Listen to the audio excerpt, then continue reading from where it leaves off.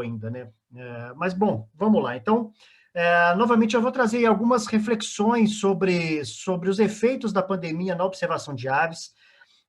Em boa parte da palestra, a gente vai tratar sobre um tema diretamente ligado à questão turística da observação de aves, né? Mas, de qualquer forma, quando eu falo de turismo de observação de aves, boa parte dos temas que a gente vai trazer aqui são temas que permeiam a todas as facetas da observação de aves, desde aquele que faz só para o hobby mesmo, quanto aquele que tem a sua renda diretamente ligada à observação de aves. Bom,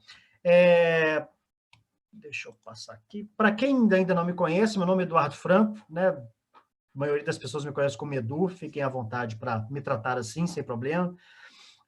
Eu sou formado em biologia, formei em 2016, tenho pós-graduação em comportamento animal, sou etólogo. Na etologia trabalhei principalmente com primatas, né, o gosto e aí a oportunidade de trabalhar com aves veio um pouco depois. Sou MBA em administração de projetos e também sou guia de turismo e natureza regional nacional América do Sul pela Embratur e cadastrado no Cadastur também.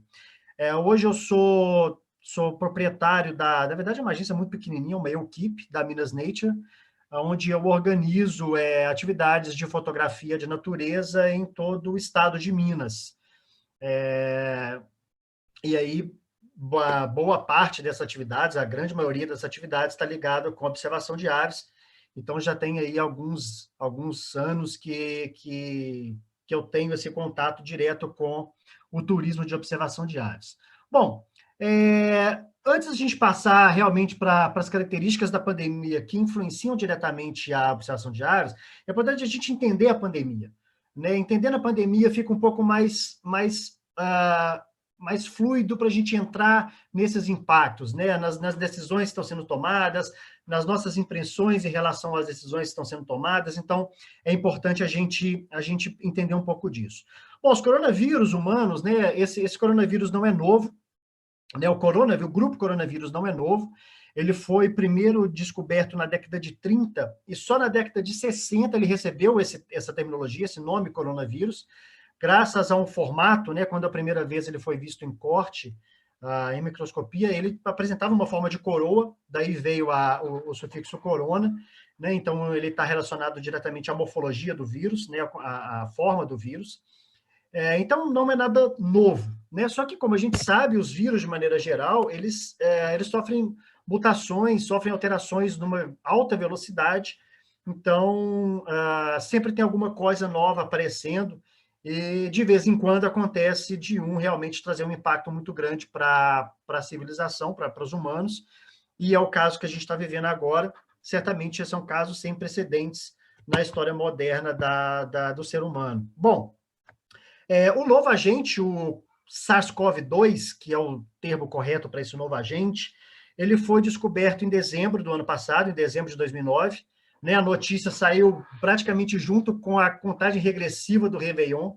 Eu acredito que muita gente se lembra disso, né? A gente estava na televisão assistindo o Réveillon, comemorando a virada do ano, a chegada de 2020, e em algumas mídias estava aparecendo essa notícia de um novo vírus que tinha sido descrito, apareceu lá em Wuhan, na China. Né? Naquele momento, era um vírus como qualquer outro, ninguém imaginava que a gente estaria aqui hoje, em junho, falando sobre ele ainda. Né? Então, de fato, a gente ainda não entendeu muito bem esse vírus. Bom, a doença que ele causa, ela é tratada como a COVID-19, né? COVID seria Coronavirus Disease, né? A doença causada pelo coronavírus. O 19 nada mais é do que o ano que ele foi descrito, né? 2019. A incubação e os sintomas, ela costuma acontecer entre 2 a 14 dias, com média de 5, né? Na maioria dos casos, ali entre o quarto, sexto, quinto dia, é quando os primeiros sintomas começam a aparecer. E os sintomas estão muito relacionados à questão respiratória, né? O sistema respiratório, então, como uma infecção viral normal, febre alta, e principalmente relacionado às questões respiratórias, dificuldade na respiração, tosse seca, entre outras que possam estar associadas. E ela ataca mais, né, alguns grupos, existem alguns grupos de risco, como pessoas que já têm alguma comorbidade, como alguma doença cardiorrespiratória, a própria idade, né, pode influenciar nesse caso, pessoas que sofrem alguma questão com imunodepressão, etc. Bom, então, a questão da incombação aos sintomas dificulta um pouco também, porque muitas pessoas são assintomáticas. Na verdade, a maioria das pessoas são assintomáticas, né? Então, é difícil você realmente saber quem está carregando o vírus e quem pode estar transmitindo esse vírus. Hoje, né, está correndo uma notícia aí, né, na verdade, assim, saiu uma notícia, tem várias interpretações para essa notícia, mas que os assintomáticos talvez não tenha a possibilidade de transmitir tanto vírus, existe um intervalo de tempo antes de aparecer os sintomas em que o vírus pode ser passado com mais velocidade, enfim, né, a gente, 6 meses depois que o vírus foi descoberto, descrito, identificado, a gente ainda está com muitas perguntas a ser respondidas, o que torna a coisa toda ainda mais complexa. Bom, transmissão e tratamento, né? O vírus é transmitido principalmente por via aérea ou por contato com gotículas em alguma superfície, pode ser em roupa, né? Qualquer superfície que receber gotícula de pessoa infectada. Cada superfície tem um tempo de vida, garante um tempo de vida para esse vírus, para esse agente, e esse vírus pode ser transmitido para pessoas que tiverem contato diretamente com a gotícula, em via aérea, ou nessa superfície. Não existe tratamento específico, né?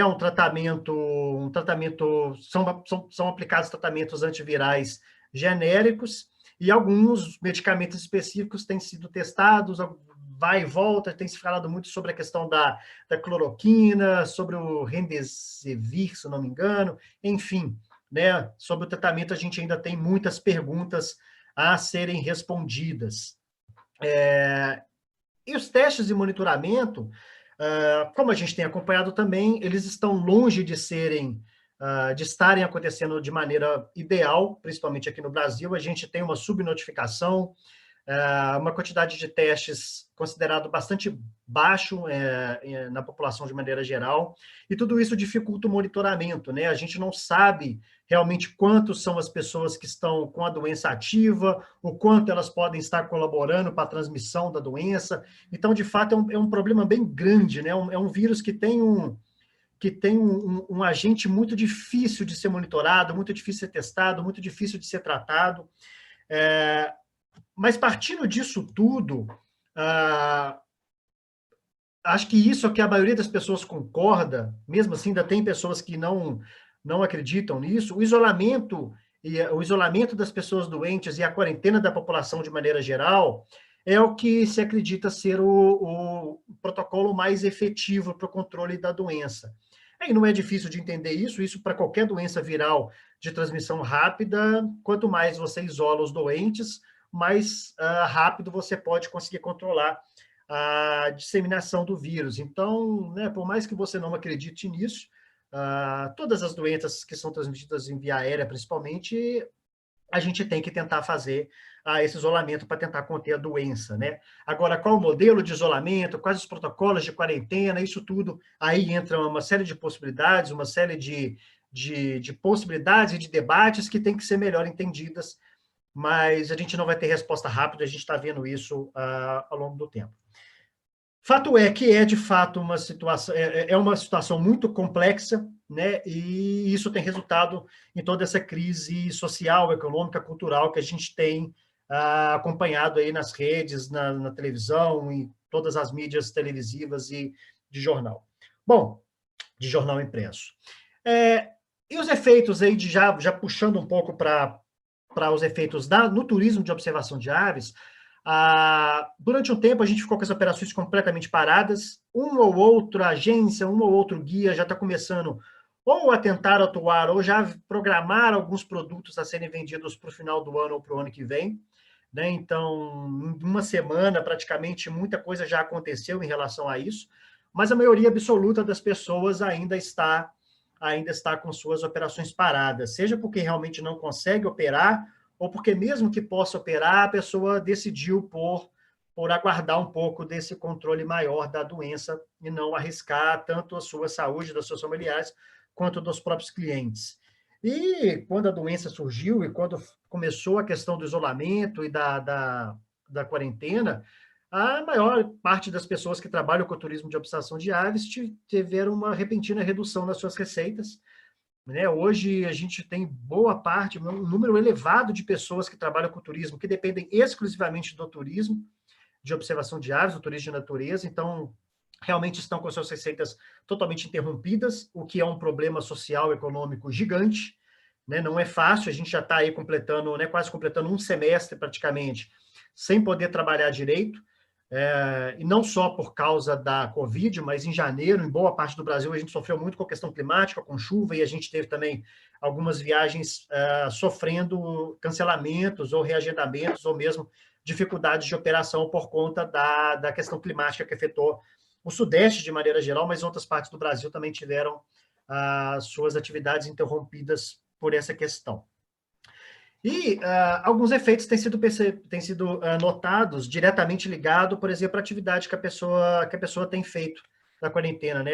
Algumas pessoas têm procurado outras atividades, retomado atividades posteriores à sua entrada no turismo, para tentar cobrir um pouco desse buraco financeiro, econômico que foi criado nas vidas dessas pessoas. E tem acontecido também alguns casos das pessoas tentarem criar atividade nova, tentar entrar nessa coisa do social, da internet, para tentar conseguir alguma renda. E também, obviamente, como eu citei aí, algumas pessoas já estão arriscando trabalhar, e muitas delas na ilegalidade, desconsiderando e lutando contra as recomendações de alguns estados, de alguns municípios, né? Então, isso causa um problema, e a gente citou, teve algum caso de algum guia, trazendo inclusive de alguns locais de pessoas voltando a caçar, por exemplo, né, tentar vender caça para conseguir alguma renda. A gente sabe que muitas pessoas que trabalham com turismo de natureza hoje no Brasil, elas estão em pequenos locais e dependem muito disso. Alguns foram até antigos caçadores, antigos gaioleiros que foram convertidos, vamos dizer assim, para o turismo. Então, de alguma forma, voltando a cometer essas práticas, a ter que recorrer a essas práticas para conseguir colocar dinheiro dentro de casa. Então, enfim, uma série de problemas que tá parecendo que está surgindo com o efeito da pandemia. Só uma correção aí, eu estou recebendo aqui uma dica da minha esposa, eu falei que eu formei em 2016, na verdade foi 2006, tá? Não foi 2016, não. Obrigado. Bom, cada estado, né, foi dado a liberdade, a flexibilidade para cada estado decidir os seus protocolos de retomada econômica, e esses protocolos, eles estão em algum momento similares, em outros um pouco diferentes. Então, eu vou citar aqui um protocolo de Minas Gerais, que é o que eu estou diretamente impactado por ele, né, que é o que eu vou ter que atender em primeiro momento. E como que está sendo feito, né? Como basicamente está sendo em todos os locais, mas está sendo separadas as atividades. As atividades estão sendo colocadas em uma matriz que tem aí avaliado os seus critérios econômicos e os seus impactos na saúde. Então, quanto mais alto o impacto na saúde e mais baixo o impacto econômico, mais tarde essa atividade vai ser liberada. E passando por isso, essas atividades estão sendo então classificadas nessas ondas, que a gente tem a onda verde, a onda branca, a amarela e a vermelha, né? Respectivamente, né? A primeira são aquelas que já os serviços essenciais, e aqueles que não tiveram suas atividades diretamente impactadas. E a última, logicamente, a vermelha, aquelas que têm alto risco, e são as últimas que vão ter as suas atividades retomadas, tá? E existem algumas que estão fora desse perfil, dessas ondas, como, por exemplo, o turismo, né? E aí vai citar grandes eventos, museus, cinemas, turismo geral, clubes, ou seja, locais que têm grande aglomeração de pessoas, grande deslocamento de pessoas, e no caso do turismo, e, de fato, existe um risco de contaminação muito alto.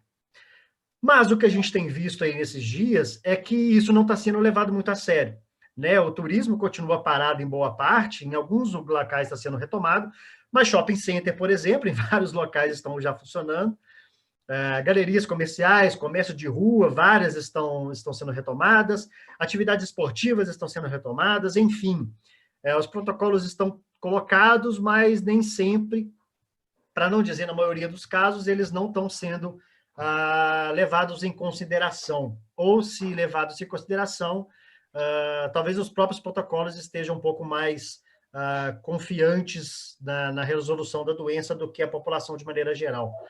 Né, hoje mesmo, diretamente aqui ligado à minha situação, a Serra do Cipó é um dos destinos que eu mais trabalho, que eu mais levo turista, e nós temos um grande feriado agora, né, um feriado grande de Corpus Christi, e foram liberadas as pousadas na Serra do Cipó, os restaurantes, os bares, para começar a funcionar a partir de amanhã.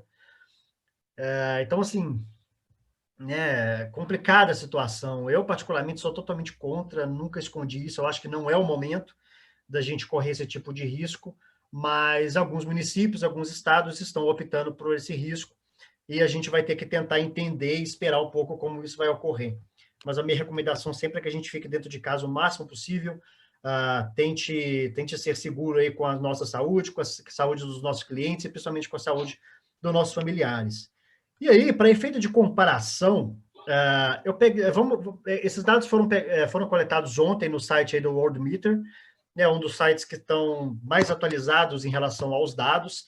E se a gente pegar as curvas de casos e de mortes no mundo, a gente percebe que as linhas ainda estão bastante elevadas, né, elas não estão achatando ainda. Então, apesar de alguns locais do mundo a gente já tem uma situação um pouco mais controlada, em outras a gente ainda tem um problema muito grande, como na América do Sul, principalmente Brasil e Estados Unidos, de maneira geral. Então, assim, a coisa está longe de estar controlada a nível mundial. Se a gente pegar no Brasil, não vai ser diferente do mundo, né? As curvas ainda estão em franco crescimento, na verdade, a gente está batendo recorde atrás de recorde, tanto em número de casos diários, quanto em número de mortes registradas diário. Então, né, fica a pergunta se realmente seria o momento ideal para a gente ter essa retomada. E aí, para efeito de comparação também, né, aí casos de total de casos e total de mortos do Brasil.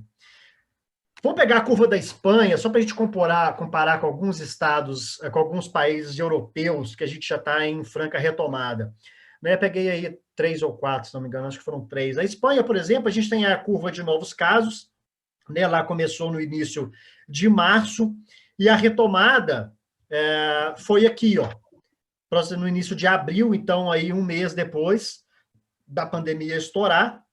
Então, observa-se claramente um pico um pico aqui entre março e abril, no final de março e abril, e quando a gente começou a perceber uma queda nos casos novos diários, a flexibilização começou nessa data, mas ela foi também em ondas, em partes, como a gente citou no caso aqui de Minas Gerais e de São Paulo, ao longo do mês de abril, e alguns locais estão totalmente liberados agora. Então, mas aqui é onde começou a flexibilização na Espanha. Se a gente pegar a França, a gente vai observar a mesma coisa, a França só agora em maio começou a liberar, está finalizando sua retomada agora em junho, mas também observamos um pico, e só quando teve uma queda muito bem marcada que a retomada foi realizada. Na Itália, né, que foi um dos países aí que mais chamou a atenção em relação aos números de mortos e aos números de casos, né, a gente teve né, a gente sempre citava, né, o Brasil vai ser a próxima Itália, se a Itália está assim, imagina o Brasil. Bom, a Itália conseguiu se recuperar, e aí também a retomada também foi em maio, começou a ser feita em maio, e durante o mês, agora em junho, está sendo praticamente tudo retomado à normalidade também. E se a gente comparar com o Brasil, essa é a situação, né, a curva de ontem, né, dados de ontem, e a gente ainda está nesse pico, e olha onde que a gente está começando a nossa retomada. Né? Então, fica a pergunta, né? Será que era o momento? Será que a gente está fazendo o correto? E se a gente for analisar a curva, a gente percebe uma série de picos e vales ao longo dessa curva, e principalmente esses dois últimos aqui, eles estão diretamente relacionados com as liberações dos grandes centros, que foi principalmente São Paulo e Rio de Janeiro. Então, a gente teve uma liberação, e aqui em Belo Horizonte também aconteceu, teve uma liberação, uma certa flexibilização, rapidamente os números dispararam e um passo atrás foi dado. Então, está nesse libera, volta, naquela bagunça toda, mas agora parece que a coisa vai liberar mesmo. Né? A gente tem aí, como eu disse, shopping sendo aberto, galeria comercial, comércio de rua, alguns campeonatos, alguns clubes de futebol já estão com os treinos funcionando e já estão lutando aí junto às suas federações para a liberação dos campeonatos. Então, eu acho que a gente está cometendo um erro, eu acho que não era o momento para a gente ter essa decisão de retomada, mas a coisa está acontecendo aí. Resta cruzar os dedos para eu estar errado, eu quero muito estar errado nessa decisão, né? Não quero poder dizer, né, como acredito que a maioria das pessoas, não quero dizer que eu avisei, né, mas a chance da gente ter um problema muito grande aí nos próximos meses é muito grande. Então, paciência, vamos ter que pagar para ver, que é o que não depende das nossas decisões. Bom, e aí um monte de pergunta na questão do turismo fica posta, né? Um cenário extremamente dinâmico, como a gente tem visto aí, né? Um vai e vem de decisões, decisões equivocadas na maioria das vezes, governos completamente perdidos, né? O cenário político ele é completamente desastroso, e aí não importa se estou falando de governo federal, estadual ou municipal, tem pouquíssimos bons exemplos no Brasil, e mesmo esses bons exemplos, por muita pressão financeira e econômica, eles estão tendo que abrir mão das suas posturas de lockdown, das suas posturas de quarentena, para poder ceder a essas pressões financeiras e econômicas de grandes empresas. Então, de fato, o cenário não ajuda, pelo contrário, ele dificulta muito no controle da pandemia. E ficam as perguntas, né? Já que estamos falando de retomada, que seja agora, ou que seja no segundo semestre, ou que seja no ano que vem, não existe normal mais, né? A gente não vai voltar para uma vida, para um cotidiano que a gente tinha no final de 2019. Muita coisa vai mudar, mesmo com a pandemia controlada, na possibilidade ou não de termos uma vacina, né? O sinal de alerta na questão sanitária foi aceso da população de maneira geral. Então, né, os nossos comportamentos em relação à segurança sanitária, à higiene pessoal, às gestões de segurança e risco dentro das nossas atividades, ela tomou um espectro muito diferente do que a gente estava acostumado. Né? A gente vai precisar de ficar atento a detalhes que a gente não ficava. Então, fica essa pergunta, porque tem uma série de protocolos e de decretos sendo publicados e a gente não sabe bem quais seguir. A minha ideia aqui é apresentar um pouco, e aí já tem novidade que aconteceu nessa semana, do que foi lançado e qual é o nosso entendimento a partir do que está sendo lançado. Tá? O maior deles, que seria o Ministério do Turismo, que é, né, a nossa maior autarquia em relação à nossa atividade, ela acabou de lançar essa semana o selo Turismo Responsável, né, que esse selo ele pode ser utilizado pelas pessoas que aderirem aos protocolos, mas é importante dizer que nenhum desses protocolos eles são regras, eles são obrigatórios, né? Ninguém é obrigado a seguir esses protocolos, mas para você ter direito ao uso, você tem que apresentar, provar entre aspas, né? Mas teoricamente você tem que seguir os protocolos que estão lá no site do Ministério do Turismo, ok? Então, a gente tem que tem essa possibilidade. Duvido muito que teremos fiscalização em relação a isso, né? Principalmente pela questão de não ser obrigatória, mas mesmo que fosse obrigatória, a gente sabe que a gente não tem uma fiscalização realmente eficiente em relação a isso. Mas os protocolos foram publicados, existe uma série de normas e regras que são lá colocadas para o dia a dia, dependendo da sua área de atuação. Tem protocolos para o guia de turismo, protocolos para agências de turismo, etc, etc. Mas fica aí a oportunidade de aderir a esse protocolo e a esse selo, até direito a usar esse selo. O interessante no uso do selo é que assim, né, você apresentando roteiros, apresentando produtos, apresentando sua agência nas redes sociais, nos seus sites, nos seus materiais de divulgação, que você usa o selo, que você adota o protocolo de segurança, você pode ter aí né, um plus na sua retomada, que o cliente, de alguma forma, vá se sentir mais seguro em viajar com a sua agência, já que você adota esses protocolos de segurança, né? Logicamente, isso vai ser comprovado no dia a dia. Não é tão simples assim. Pessoal, eu não estou conseguindo ver quem, como eu estou compartilhando, mas tem alguém com o microfone aberto, se não se incomodar de poder fechar para a gente, só para não dar retorno aí para quem está assistindo, tá bom?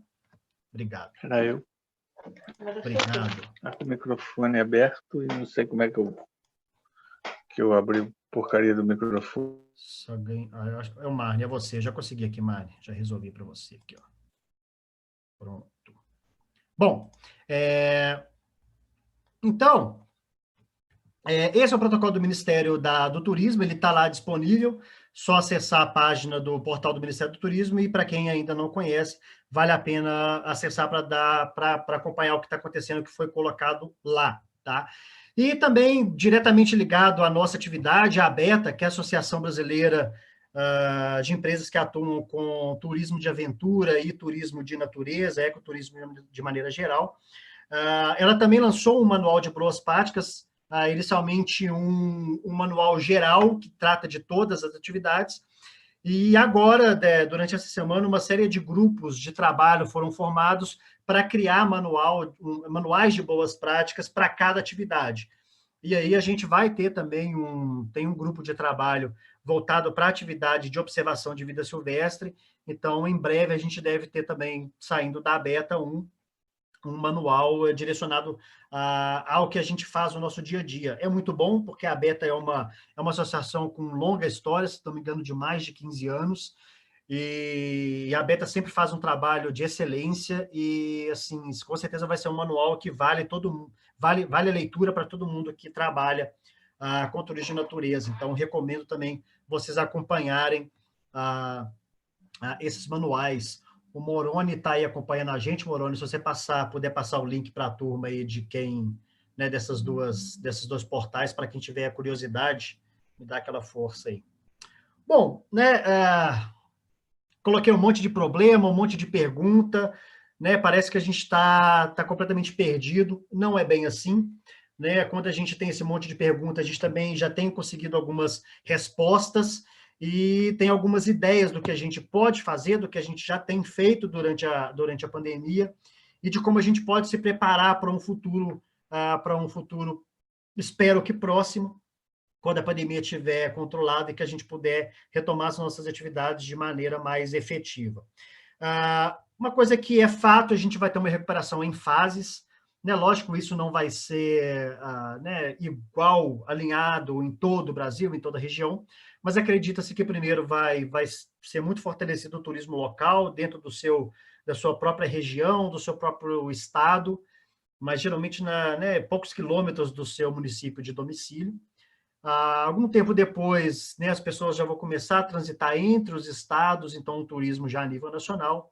E só no final, isso aí com certeza vai demorar um pouco mais, talvez até ano, um turismo internacional de forma efetiva voltando, né? Inclusive, a gente tem aí uma série de aeroportos de fronteiras que estão fechadas e provavelmente vão permanecer fechadas enquanto não tiver dados que mostram que a pandemia está, de alguma forma, sendo controlada dentro do país. Então, infelizmente, a gente vai demorar aí um bom tempo. Esse ano, praticamente sem chance, e espero que no ano que vem, ainda no primeiro semestre, a gente tenha alguma chance, mas tem pessoas que estão falando só de 2022, de acontecer realmente um turismo internacional da forma como a gente estava acostumado o ano passado, né, nos últimos anos. Então, é uma pena, porque a gente estava em franco crescimento e agora a gente né, teve uma quebra nesse crescimento. Mas paciência, vamos ter que lidar com isso. Vamos ter que nos reinventarmos para poder cobrir esse buraco que foi deixado e que vai permanecer por um tempo. E aí, toda uma estratégia de pacotes e preços que são ofertados por essas agências, elas vão ter que ser revistas, né? Primeiramente, a própria forma de marketing, a forma de venda, ela vai se transformar muito... Já estava ficando muito forte nisso, mas hoje vai ser praticamente Tanto a estratégia de marketing quanto a estratégia de venda vai ser virtual, né, para evitar mesmo o contato. Lojas, agências físicas, elas vão ter uma queda certamente, né? As pessoas não vão precisar, não vão querer ficar se deslocando em grandes centros comerciais, etc., como shopping.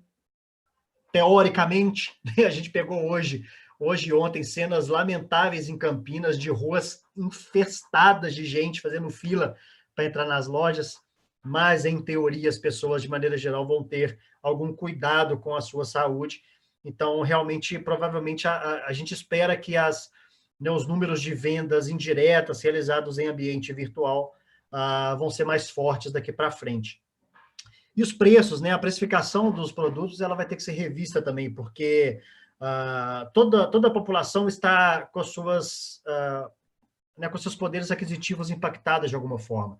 Né? Então, será que as pessoas de imediato vão começar a investir em turismo? Né? Será que não tem uma série de outras necessidades mais essenciais que as pessoas vão colocar o seu dinheiro imediatamente? A gente não sabe. Né? Então, é importante que a estratégia de preço seja revista nesse sentido, e também porque alguns desses protocolos que nós vamos ter que colocar em prática, eles não são baratos, uma série de equipamentos, de EPIs, de máscara, álcool gel, cuidados no transporte, nos próprios veículos, etc., etc., né? Provavelmente não vou poder encher veículos de maneira inicial, vou ter que deixar alguns assentos vagos para manter algum distanciamento. Então, a gente vai ter grupos reduzidos nos nossos trabalhos. Então, toda essa estratégia vai ter que ser revista, e é o momento de começar a rever isso, porque quando a gente puder ter a retomada, é importante que a gente já tenha, talvez não isso pronto, mas já um pouco melhor entendido e digerido em todas essas perguntas que a gente tem. Né? Então, a gente tem que começar a se preocupar com isso. Como eu disse, já tem pessoas que estão vendendo suas viagens para o ano que vem, sem saber exatamente como vai poder ter que lidar com seus clientes, como vai poder operar os seus produtos. Então, né, a gente tem que tomar um certo cuidado nisso. Tanto agências tanto pessoas físicas quanto pessoas jurídicas perceberam a importância de um planejamento financeiro de excelência, né, ou um pouco mais cuidadoso do que a gente tem de maneira geral. Né? Então, saber usar e gastar, investir melhor o nosso dinheiro é uma tendência, né? As pessoas vão procurar uma melhor estratégia, né, de manter contingência, de manter reserva financeira, porque a gente está vendo aí nos últimos anos uma série de eventos climáticos e agora eventos sanitários acontecendo que podem impactar muito na nossa operação, e ter uma reserva financeira que permita uma sobrevivência um pouco mais tranquila por esses processos, ela é importante. Então, é o momento da gente rever essa situação também. É um momento também de rever a nossa formalização e a nossa capacitação, né, o quão a gente está preparado para lidar com esse novo normal que vai surgir. Né? Então, quanto mais a gente se inteirar, fazer cursos, né,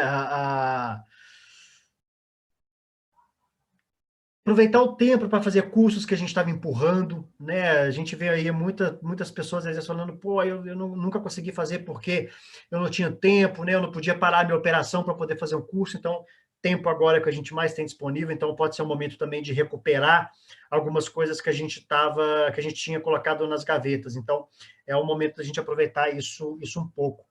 Tem uma pergunta do Hudson lá no YouTube, né? Em relação aos preços, ele perguntando se os preços vão aumentar.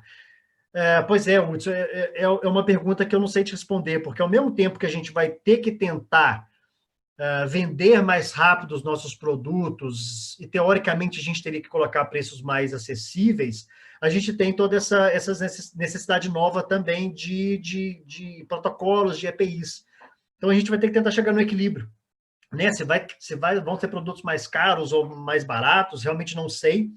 Mas uma coisa, talvez, né, que a gente vai poder fazer para ter produtos mais baratos é reduzir os nossos produtos. Né? Por exemplo, agências que vendiam roteiros grandes, né, para várias pernoites, para grupos grandes, roteiros que ficariam caros com muitas pernoites, a gente pode começar a dividir esses roteiros, colocar roteiros menores, com 1, 2 pernoites no máximo, para poder tentar atingir um público de uma maneira mais rápida e mais volumosa, até a gente conseguir ter uma receita equilibrada para aí sim retomar os nossos produtos de uma maneira mais, né, mais semelhante ou próxima do que a gente estava acostumado. É o que eu acho, né? Mas se vai realmente ficar mais barato ou mais caro, eu realmente não sei. A gente vai ter que entender melhor esses protocolos, ver quanto isso vai custar e como que a gente vai repassar isso para os clientes. E presença online, né? Isso aí, nós estamos aqui fazendo uma live, né, uma palestra online, então tá fato isso, né? Tá todo mundo percebendo que presença online hoje é fundamental, como eu disse, seja para o seu marketing, seja para a sua venda indireta, seja para a sua formalização ou capacitação, tudo hoje as pessoas estão tentando fazer de maneira virtual, de maneira indireta. Então, é uma tendência, é uma moda que já vinha forte e agora fincou. Acho que a gente vai ter um marco histórico dessa pandemia de o quão a internet e as redes sociais são importantes para os negócios do turismo. Bom, e aí tem números muito curiosos e muito interessantes que vão fazer a gente entender um pouco sobre a questão da observação de aves, propriamente dita. E aí eu faço um agradecimento ao Reinaldo Guedes, que passou uma tarde comigo conversando sobre isso. O Reinaldo está até acompanhando a gente aí. Reinaldo, muito obrigado. A gente passou algumas horas da tarde de ontem conversando sobre isso, e o Reinaldo, muito gentilmente, me passou esses dados, e são dados que a gente não tinha na palestra anterior, e foi ótimo que esses dados aparecessem agora para essa segunda palestra, porque eles mostram muito a nossa realidade, eles fazem a gente entender um pouco melhor da realidade. Primeira questão, a gente fez uma comparação do período de 1º de janeiro a 8 de junho, que foi ontem, comparando 2019 e 2020. Nesse período, em 2019, a gente teve um número de 964 novos usuários no site, e agora, tem um errinho de português lá em usuários, desculpa. E esse ano, em 2020, a gente teve um número de 1.329 pessoas entrando no site. Esse é um número muito interessante, porque, apesar do site também já apresentar uma crescente nos últimos anos, né? Acho que o site, desde que surgiu, sempre esteve em crescente, mas nos últimos anos isso saltou quase que exponencialmente. A gente teve um aumento muito significativo de novos cadastros no Equiaves. E esse número é muito legal, que reflete, acredito eu, nessa presença online. As pessoas estão mais tempo com os seus celulares, com seus computadores à frente durante o seu dia, e para as pessoas que estão ligadas ao turismo de observação de aves, natureza de maneira geral, ou que têm uma predisposição a gostar disso, elas estão recebendo essa informação e correndo atrás dessa informação. Então, muito provavelmente, a gente tem aí um novo público sendo formado e entrando no nosso mundo, né? E o Equiaves hoje, sem dúvida nenhuma, é o melhor local para a gente entender como que a comunidade de observação de aves está se comportando. Então, esses números são muito legais. Tem outros aqui, esses aqui são bem curiosos também, de registros recebidos, tá? Então, no mesmo intervalo, de janeiro a junho, né, ao início de junho, no primeiro lado, nessas duas colunas aqui, a gente tem os registros recebidos durante esse período. Em 2019, foram recebidos 132 mil registros, e agora, em 2020, 180 mil registros. E aí, de novo, vem associado a essa presença online, as pessoas estão passando mais tempo dentro do site também, mas ficou aquela pergunta, será que as pessoas estão passarinhando ainda, estão continuando a passarinhar, mesmo dentro de um período de quarentena, né? Será que os observadores, de maneira geral, estão furando a quarentena? É uma possibilidade. A gente tem alguns relatos em alguns locais de pessoas já até vendendo pacotes ou passarinhando mesmo independentemente, né? Muitos em ambientes isolados, outros dentro de veículo, enfim, né? Cada um encontrando a sua melhor forma de estar em campo e, ao mesmo tempo, tendo cuidado com as questões sanitárias. Mas é um fato, né? Os registros recebidos saltaram muito. E aqui, nas primeiras duas colunas, foram registros recebidos de maneira geral, e nas duas colunas da direita, são registros que foram feitos nessa época. Então, aqui representa melhor ainda, ou seja, todos esses registros aqui, 97 mil em 2019 e 131 mil em 2020, eles foram feitos já dentro da pandemia. né? Então, as pessoas também, em 2019, colocaram, fotografaram, gravaram mais, documentaram mais passarinhos e também postaram mais passarinhos no site. E esse número aqui que eu achei bastante interessante, né? O que eu chamo de registros feitos em casa? São registros feitos dentro do mesmo município que a pessoa mora, tá? Em 2019, isso se manteve ali perto entre 30% e 35%.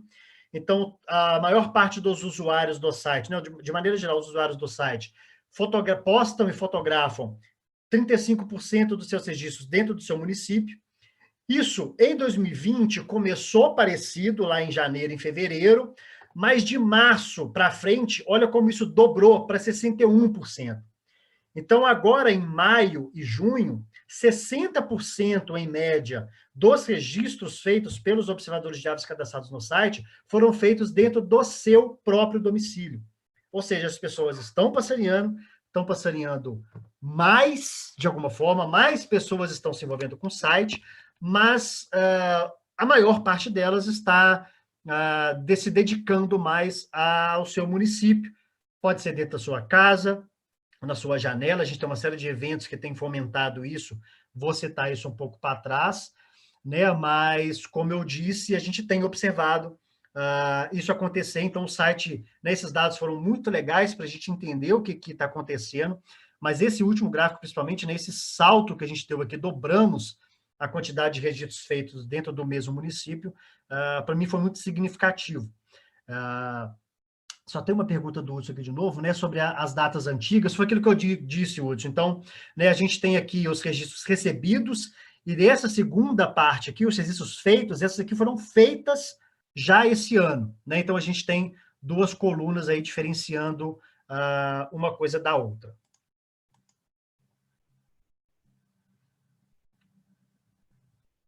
Deixa eu só ver aqui um pouco do chat, depois eu volto nele, porque tem bastante coisa acontecendo aqui.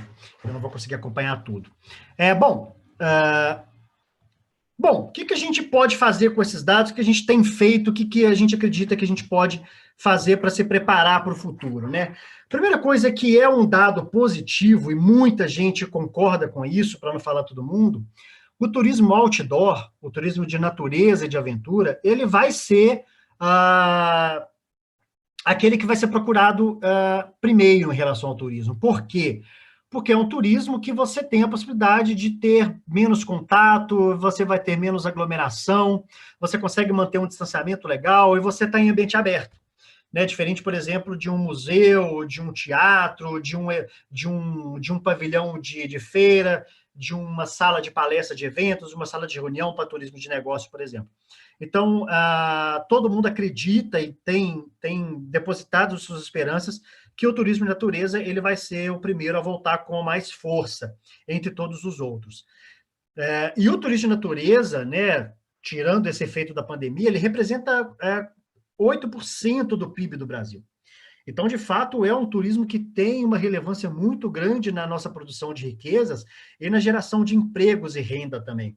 Então, de fato, é um turismo que já tem uma representatividade muito importante no nosso cenário nacional, mas que possivelmente vai ter essa representatividade ainda maior assim que a gente puder voltar às nossas operações, né? Então, a gente vai ter uma série de oportunidades novas sendo abertas, e é interessante que, como a gente trabalha em locais e em cidades muito pequenas, em localidades muito pequenas, o turismo é uma oportunidade boa para trabalho e para renda dessas comunidades, né?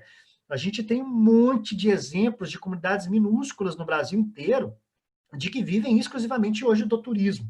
E tem uma série de outras que têm potencial para isso e que ainda não tiveram suas atividades turísticas realmente fortalecidas e que agora podem ser que tenham a oportunidade de estabelecer isso e de confirmar essa vocação turística, né? A gente tem alguns exemplos na observação de aves, né? A comunidade Cito Cipó, que é onde eu mais atuo, a própria Lapinha da Serra, né? A maioria das pessoas aqui de BH, de Minas, e dos observatórios gerais de observação de aves do Brasil que já vieram para cá conhece. Lapinha é uma comunidade muito pequena que está aqui perto de BH, mas que vive hoje praticamente apenas do turismo e está totalmente parada agora e que provavelmente vai se fortalecer também no retorno.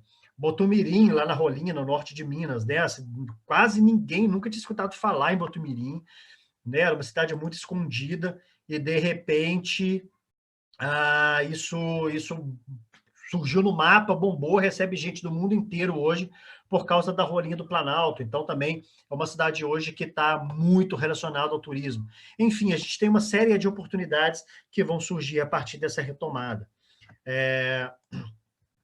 A gente, como eu disse, a gente trabalha com grupos reduzidos e tem um baixíssimo impacto ambiental e um impacto também reduzido e talvez de mais fácil controle nas questões sanitárias e de segurança, né? Então, a gente tem esse potencial, essa característica que aumenta o potencial da nossa retomada no primeiro momento. O turismo de natureza, de maneira geral, a maioria das pessoas que estão ligadas com isso, elas já trabalham né, com a preocupação da sustentabilidade social, econômica, ambiental. Então, já existe uma série de preocupações que vão ajudar ao entendimento e à adaptação para os novos protocolos sanitários. Então, isso vai, de certa forma, também facilitar com que os profissionais de turismo de natureza entendam esse novo cenário, essas novas exigências, né? O Reinaldo, você está levantando a mão, você quer dar uma contribuição em relação ao Wikiavis? Fica à vontade, por favor.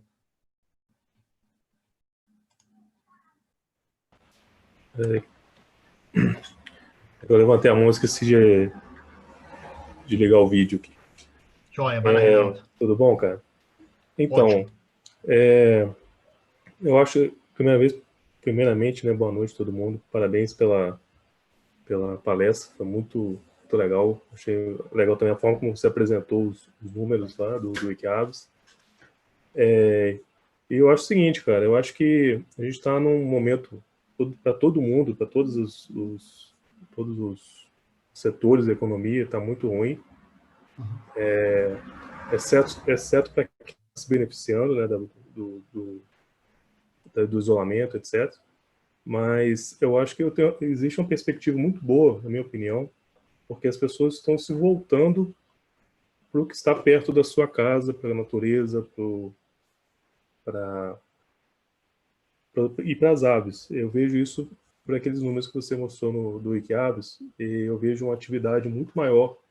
Eu percebo isso, porque eu já estou há 10 anos com o Wikiavis, e todo o crescimento do site impacta de alguma forma. Até a parte de infraestrutura do site eu tenho que melhorar em função desse crescimento. E eu vejo que essa pandemia está, pelo menos na parte online, aumentando a atividade das pessoas de observação de aves. E eu acredito que isso, depois da pandemia, que a primeira coisa que eu quero fazer depois de que a pandemia acabar é viajar. É passarinhar em algum lugar e esquecer que fiquei tanto tempo em casa. Então, eu acho que todo mundo está querendo sair de casa, todo mundo está querendo passarinhar, querendo viajar e voltar à sua vida normal. Então, acho que um recado que quero dar para quem é turista, guia turístico. Eu acho que quando voltar, vai voltar com muita força. E eu espero que não demore tanto tempo para voltar, mas eu acredito também que a única coisa que vai salvar e vai fazer com que isso volte mais rápido é uma vacina. E espero que eles consigam fazer isso o mais rápido possível. Então, é o recado que eu queria dar. Lá dentro do site tem tido essa percepção, e eu acho que quando voltar, eu vou voltar mais forte do que estava. Maravilha, Reinaldo. Eu acho que é isso mesmo. Eu até interrompi a palestra mesmo para você fazer essa colocação, porque a gente estava falando do Wikiavis. E volto a repetir, o Wikiavis hoje, ele é a nossa base de dados, ele é a nossa rede social, né? A gente sabe que todos os observadores de aves não estão lá, muita gente acredita que talvez a gente tenha o dobro de observadores de aves do Brasil em relação ao número que a gente tem no Wikiavis hoje. Hoje deve estar o quê, Reinaldo? Com 35 mil? Como é que está lá hoje? Eu não olhei. Eu não lembro não, mas já está chegando perto de 40. De 40, né? Então, a gente acredita que a gente tem aí talvez 60, 70 mil observadores de aves no Brasil, mas o Wikiavis é onde a gente consegue gerar esse tipo de dado que a gente apresentou aqui hoje. Então, o Wikiavis, ele auxilia muito a gente entender esse cenário e o que a gente espera. E esses números saltando, né, ele mostram essas duas respostas que são bastante, que trazem esperança para a gente, né? O primeiro, das pessoas estarem se interessando pelo turismo de natureza de maneira geral, né, se dedicando mais a isso, e isso é um excelente sinal. Isso, de fato, mostra para a gente um futuro promissor. E concordo muito com o Reinaldo, né? As pessoas que vivem disso, que já gostavam disso, elas estão, assim, fissuradas para poder voltar para campo, né? Então, a gente vai ter que aproveitar disso. Por mais que a gente tenha que se recolher aquele turismo mais localizado, né? Mas a gente vai ter essa oportunidade, de fato, fortalecida, né? E concordo que, de fato, assim, também com a questão da vacina, né? Eu acho que a vacina vai ser né, a chave para a gente, de fato, se tornar mais tranquilo para as retomadas, mas eu acredito que antes dela a gente vai conseguir fazer alguma coisa, né? O quanto a gente vai conseguir fazer, quando é difícil prever, mas a gente vai, né, vai começar a fazer alguma coisa, né? Como eu disse, já tem alguma coisa sendo restabelecida.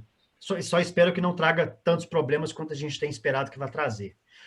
E aí tem uma coisa interessante também, né? Um dado, esse dado foi da Copenhagen Institute for Future Studies, foi feito em 2018, perguntando para os brasileiros o que eles esperavam, né, o que eles iam se dedicar mais em 2019. E aí tem esses dados, que 63% disseram que iam cuidar da saúde, 56% queriam se dedicar a estudar, a aprender coisas novas, 54% praticar atividades físicas, viver novas experiências, dedicar mais tempo a si, fazer viagens interessantes.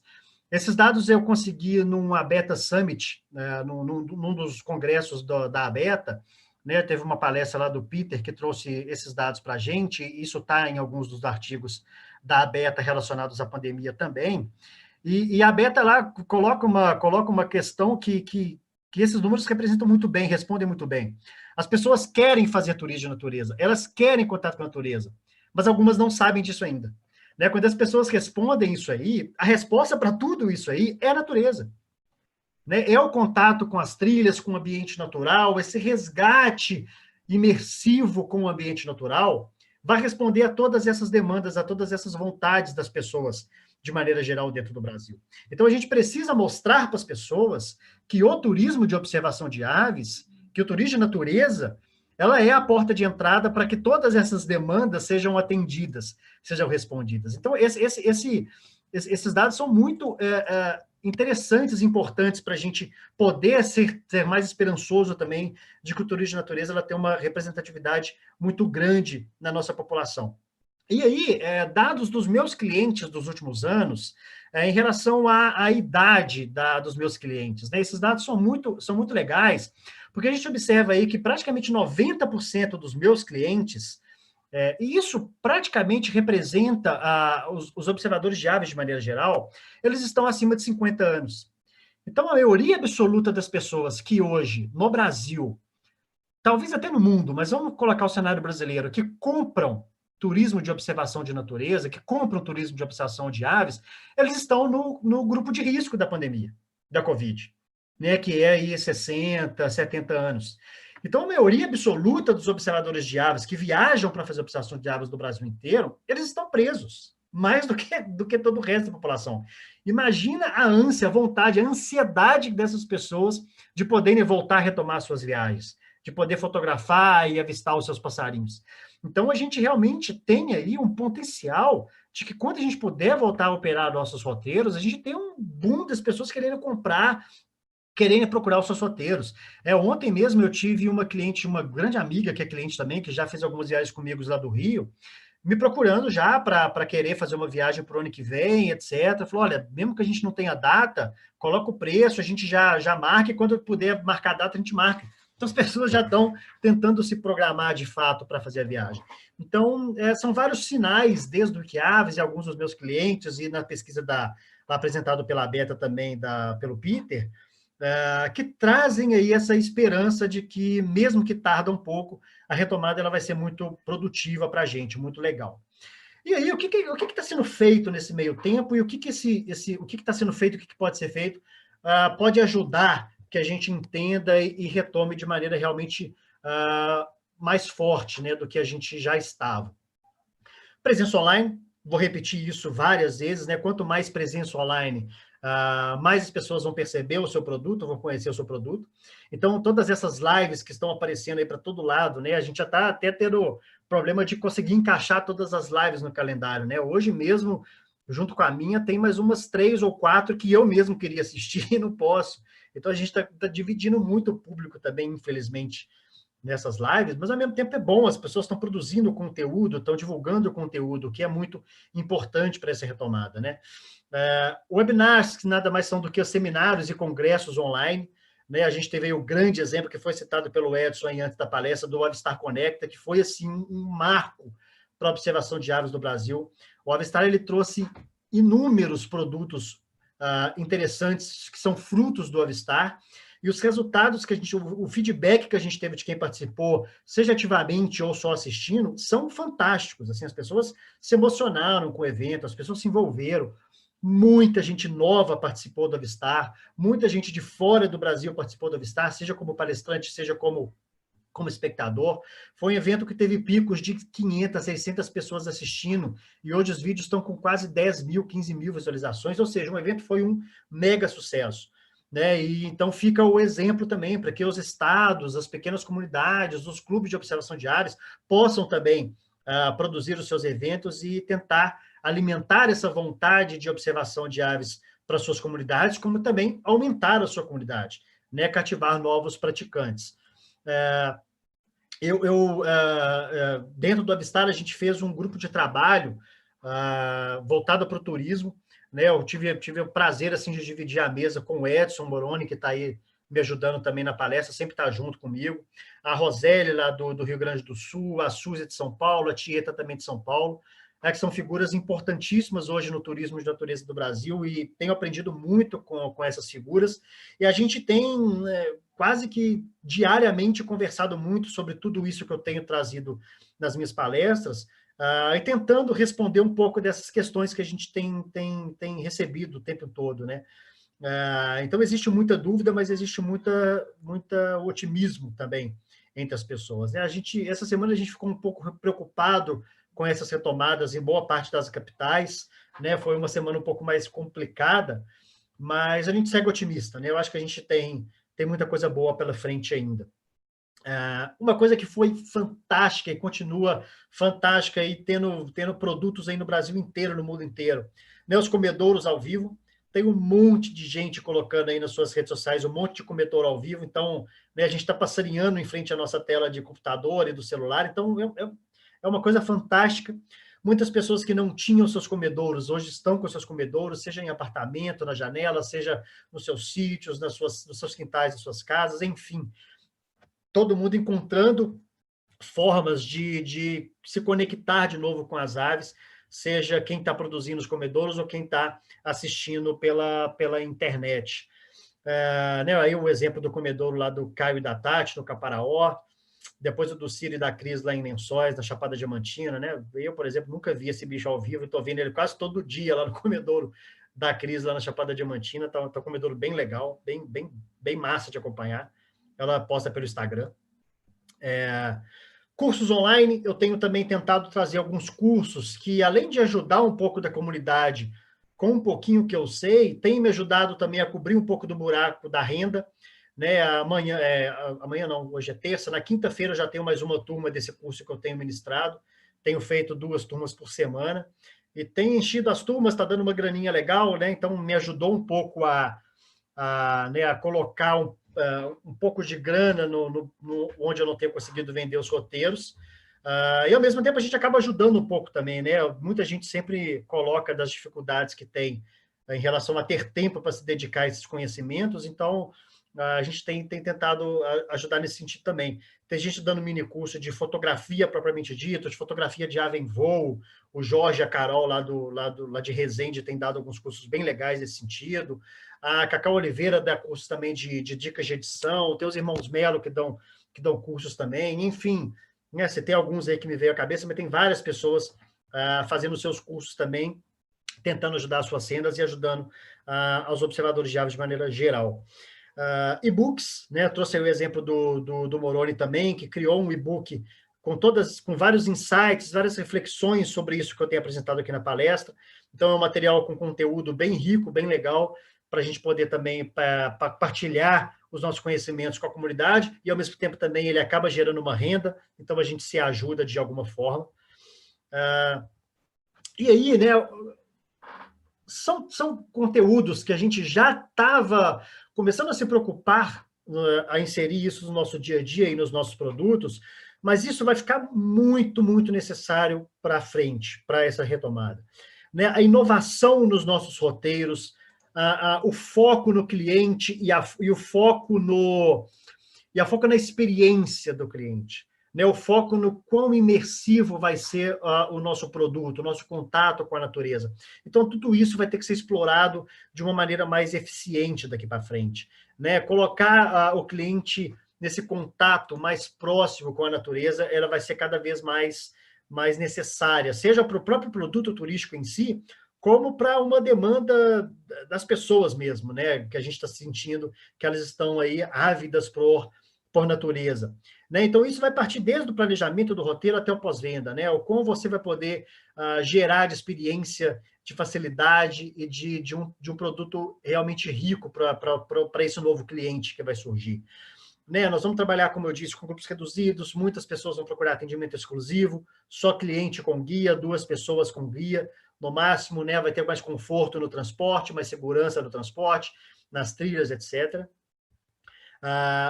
Tentar fazer fidelização de alguma forma, né? A gente sabe que o observador de aves, dificilmente ele retorna para um mesmo hotspot, para o mesmo destino, né? A não ser que tenha ficado algum passarinho para ver, para fotografar para trás.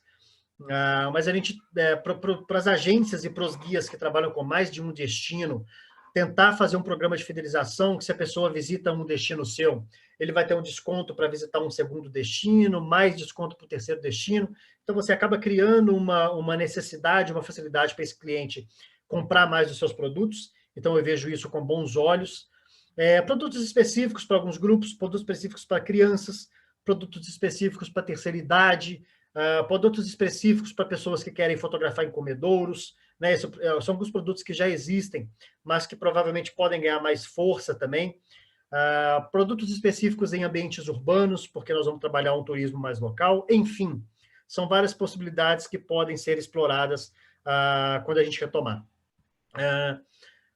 Cara, isso talvez seja o mais importante agora. Parceria, colaboração, solidariedade entre os profissionais e entre os próprios clientes.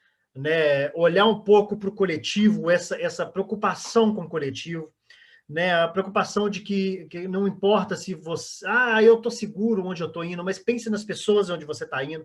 Né? Você pode estar segura, mas você pode estar levando doença para as pessoas das comunidades que você vai, para os clientes que você vai estar dividindo suas viagens, para os colegas que você vai dividir as suas atividades de observação de aves, de observação de natureza. Então, esse senso coletivo, esse senso de parceria, esse senso altruísta, ele vai ter que ser muito forte a partir de agora. Né? Ele nunca foi tão importante. A gente tem alguns bons exemplos acontecendo, parcerias entre agências, parceria entre guias, parceria entre agências guias com serviços de hospedagem, com serviços de alimentação. Né? Todo mundo está precisando retomar o seu trabalho. Então, negociar uma forma colaborativa, solidária, para esses parceiros trabalharem de maneira conjunta e de maneira colaborativa vai ser muito importante.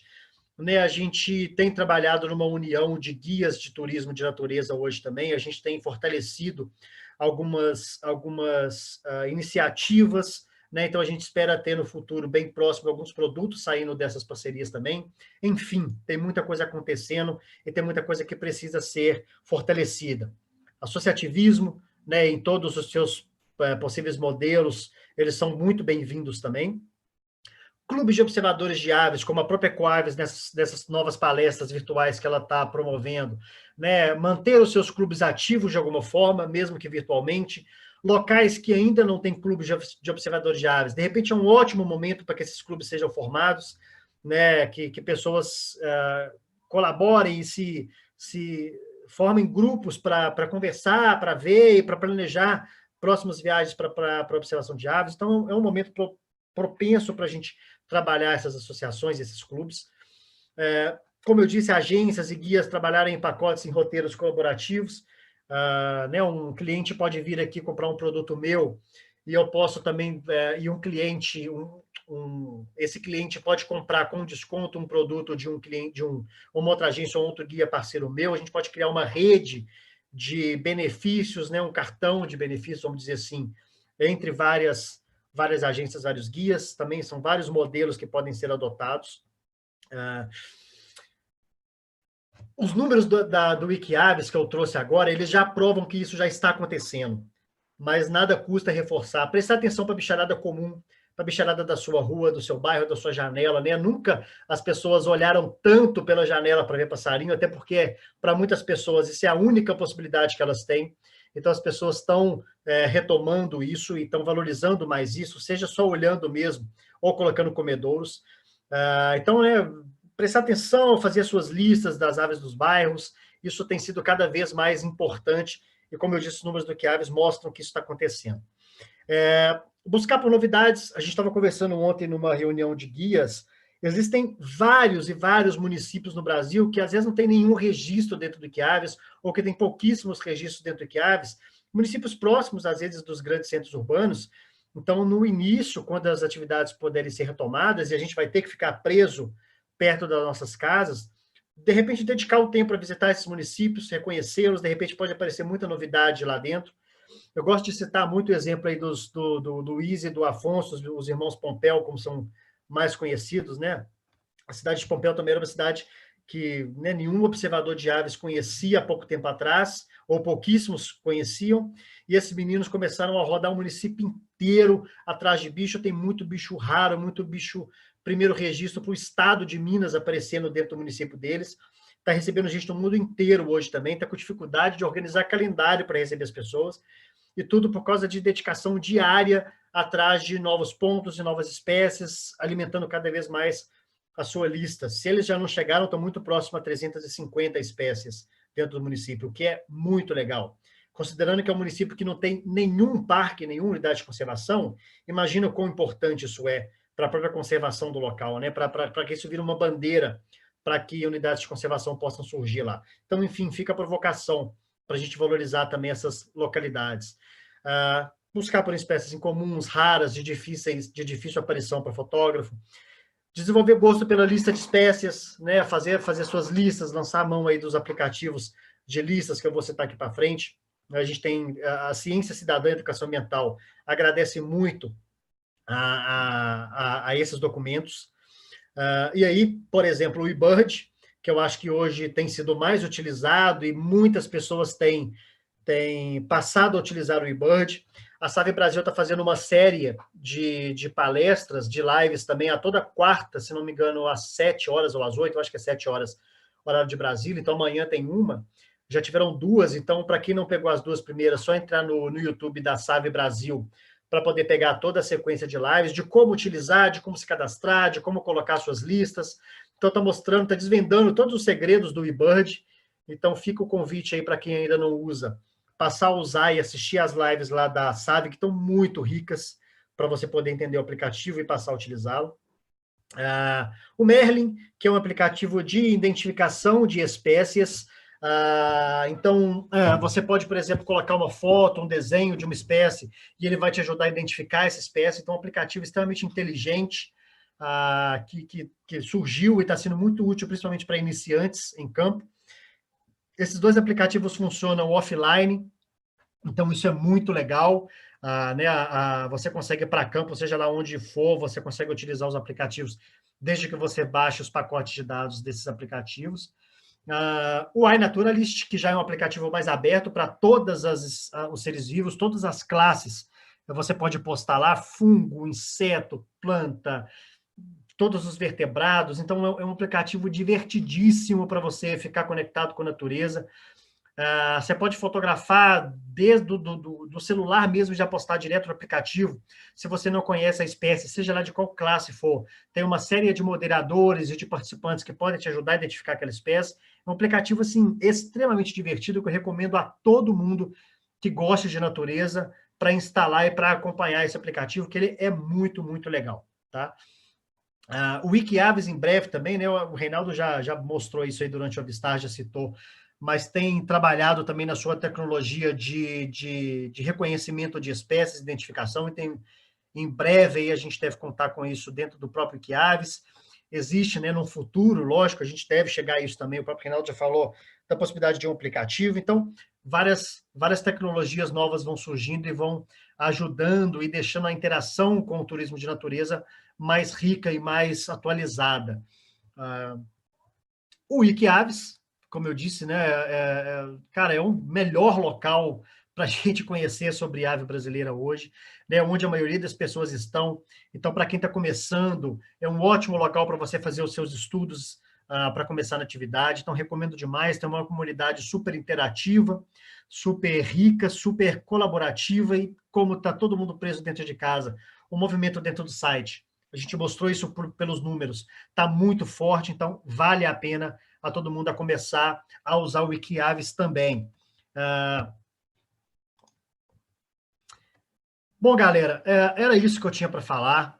Fica aí uma provocação do quanto a gente, né, são palavras que estão sendo repetidas diariamente, mas que são importantes nesse momento: resiliência, adaptação, reinvenção, inovação. Então, a gente está passando por tudo isso, né? A gente precisa aprender coisas novas, reaprender coisas antigas, dedicar parte do nosso tempo a todo esse envolvimento com o que a gente gosta ou com o que a gente vende.